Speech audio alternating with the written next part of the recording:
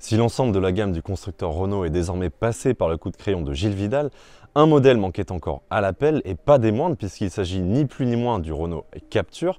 Sorti en 2019, il était grand temps au modèle de deuxième génération de se remettre au goût du jour.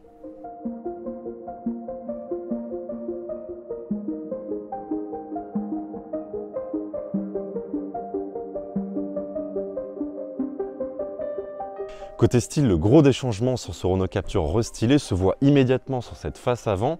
Le Captur perd ses rondeurs et s'inspire du design du Scénic avec des arêtes plus saillantes. Ça commence par un capot qui est plus nervuré, ici il est creusé de chaque côté. On a également des feux qui changent, ils perdent leur forme en C pour avoir quelque chose de plus affiné. Au niveau de la calandre, on a un dessin beaucoup plus graphique. On reconnaît la calandre du Renault Scénic avec deux parties bien distinctes. On a également le nouveau logo qui trône au centre de cette calandre.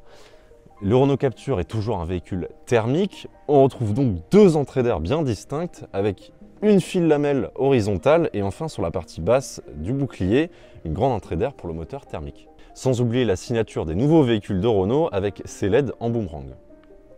Sur cette finition techno, on gagne de nouvelles jantes inédites en alliage de 18 pouces. On aura le droit aux 19 pouces sur la finition haute Esprit Alpine.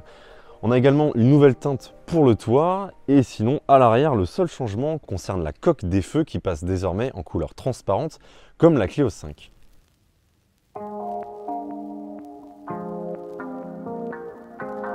À l'intérieur de ce Captur restylé, les changements sont minimes, la présentation est toujours aussi bonne, la qualité d'assemblage est excellente et les matériaux sont plutôt bien choisis. Sur cette finition techno, on a encore beaucoup de plastique moussé agréable au toucher.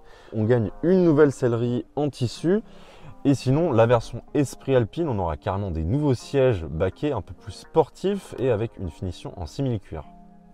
Côté techno, face au conducteur, on a toujours un écran de 10,25 pouces entièrement numérique.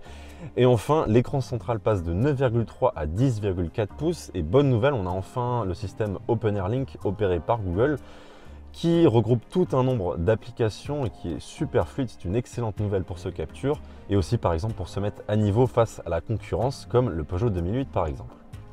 Enfin, ce Renault Captur, il n'échappe pas à la nouvelle réglementation GSR2, il doit donc se mettre à niveau concernant toutes les aides à la conduite. Mais la bonne nouvelle, c'est que Renault intègre un bouton spécifique à gauche du volant qui permet de désactiver à la volée certaines aides, comme par exemple l'alerte de franchissement de vitesse qui peut être très embêtant à la longue.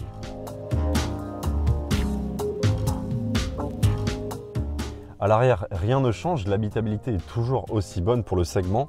On a beaucoup de place au niveau des genoux, à la tête c'est également correct. On a toujours une assise qui est creusée, on a donc un bon niveau de confort.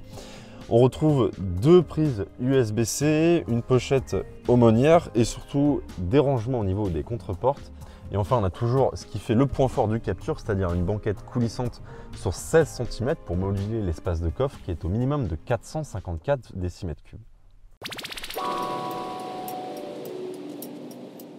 En France, le Captur restylé sera commercialisé avec 4 motorisations différentes. En entrée de gamme, le TCE 90 1 litre essence sera suivi par la version bicarburation GPL essence de 100 chevaux. Tandis que le haut de gamme sera occupé par le 1,3 litre mild hybride turbo de 160 chevaux.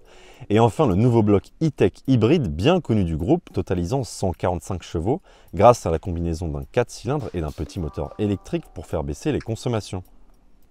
Sans surprise, il n'y aura donc pas de motorisation hybride rechargeable dans ce Captur restylé et hélas, ni diesel. Enfin, côté technique, Renault indique avoir opéré quelques améliorations pour améliorer l'agrément de conduite ainsi que le comportement dynamique du Captur. Les ingénieurs ont fait un travail sur les trains roulants mais aussi sur la direction assistée qui bénéficie d'un meilleur calibrage. Comme tous les nouveaux véhicules vendus en Europe dès cet été, ce Renault Captur devra respecter la norme GSR2 qui implique toutes les nouvelles aides à la conduite, mais qui aura aussi une influence certaine sur son prix. Pour l'instant, celui-ci n'est pas encore connu, mais il le sera d'ici les prochaines semaines. Voilà, si vous êtes intéressé par ce modèle, sachez qu'il sera disponible à la commande dès le mois prochain. Et en attendant, nous on se dit à très bientôt sur la chaîne d'autoplus.fr. Ciao!